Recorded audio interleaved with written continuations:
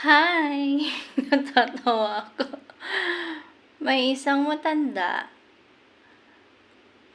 na nangingisay na sa kakapost.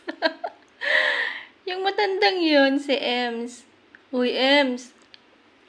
Hinay-hinay ka! Diyos ko, baka mangisay ka dyan. Tapos ito naman si Diokla. Na panay comment lang ang alam, nagtatago sa palda ni Ems. Tapos, pag nireplyan mo, i-delete ni Ems. Ano yun? Anong mga katangahan yan? Ha? Grabe sila, uy. Ang mag-aamong putak ng putak. Oh, kami daw putak din daw, kami ng putak. Sila, at least kami, may sense yung sinasabi namin.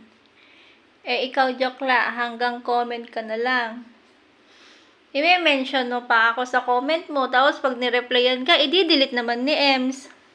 Ano yun, Ems, nung mamalinis? Ikaw lang ikaw lang yung may gustong mag-comment sa mga post namin, ganon, sa post ni Ryan. Tapos kami, hindi kami pwedeng mag-comment. Bakit? Takot? Takot ka, Gurang? Ha? No? Uminom ka ng tubig. Baka ma-heat stroke ka dyan. Nako, Diyos ko. Puro caps lock na yung inaano mo. Gigil na gigil ka na. Diyos mio, Marimar. Nakakatawa.